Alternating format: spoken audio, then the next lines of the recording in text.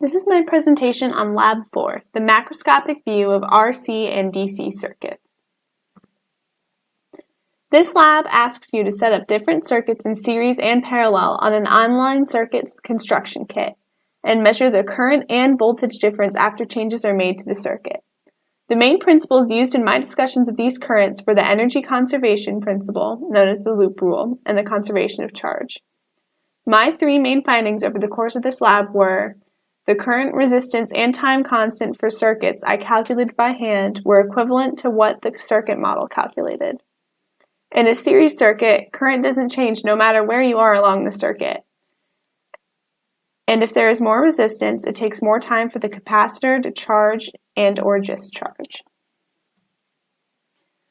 Looking at the first series circuit given, we are asked to predict the two currents I1 and I2.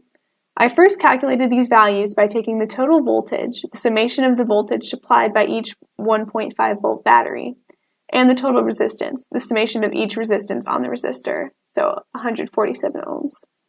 I then used Ohm's law and divided the total voltage by the total resistance to get a current of 0.02 amps. When I set up this circuit in the circuit construction kit, CCK, and placed two ammeters in these locations, I found my calculations to be correct. Even if I reversed the ammeter, the readings would still be the same. When I replaced one of the ammeters with a voltmeter, I measured the voltage to be 3 volts, the addition of the voltage of the two batteries, but read the current as 0 amps. These findings make sense because in an ideal model, we consider ammeters to have 0 resistance, but voltmeters to have infinite resistance when they are used to complete a circuit. I took the same circuit from the last problem and calculated potential differences all the way around the circuit, going clockwise around the loop. Because I am traveling in a clockwise direction, I would expect the voltage across the resistors to be negative and the voltage across the batteries to be positive.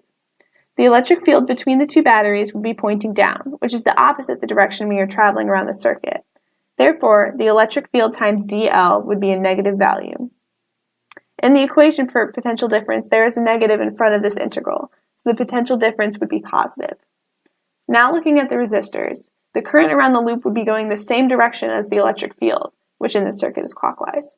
Because we're traveling in the same direction, the dot product between the electric field and dL would be positive, but with the negative in front of the equation, the potential difference would be negative. The same argument holds true when going across the second resistor.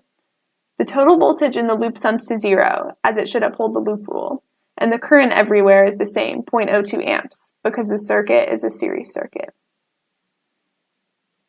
The lab next asks us to fill out the rest of the graph for the potential versus the position around the circuit.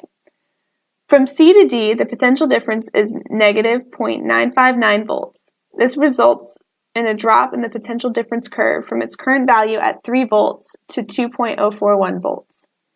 From D to E, there is no measured change in potential difference, so the potential difference remains at its current position.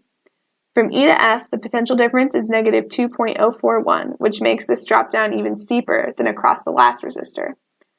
This time, the potential difference drops all the way down to 0, because the previous potential difference was 2.041, so after the subtraction, we are left with 0.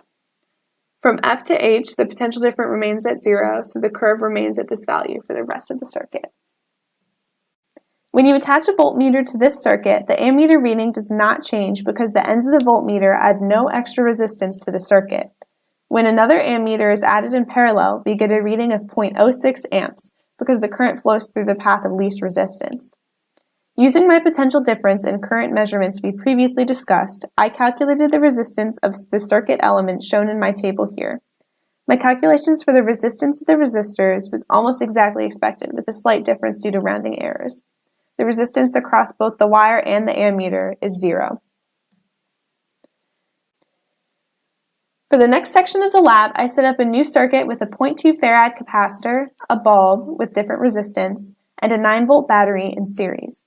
When I initially connected the circuit, the capacitor started charging, and I saw the light bulb initially get brighter and then over time get dimmer and eventually go out, because the current goes to 0 when the capacitor is fully charged. When I disconnected the battery and closed the circuit again, the capacitor began running current through the circuit. The light bulb behaved relatively the same as it did when it was the battery causing the flow of electrons. I then measured the time it took to charge and discharge the 10 ohm and 20 ohm batteries and recorded the values in this table. As expected, it took longer to charge and discharge the circuit with more resistance. I recorded these times by stopping my stopwatch when the capacitor was charging when the voltmeter hit 9 volts and when it was discharging when the voltmeter hit 0 volts. I recorded 20 seconds of data for this circuit set up the same way as my previous example, except with a 30 ohm resistor instead. I recorded the data for the capacitor discharging and plotted the natural log of the potential difference divided by the initial potential difference, which in this case was 9 volts at time t equals 0.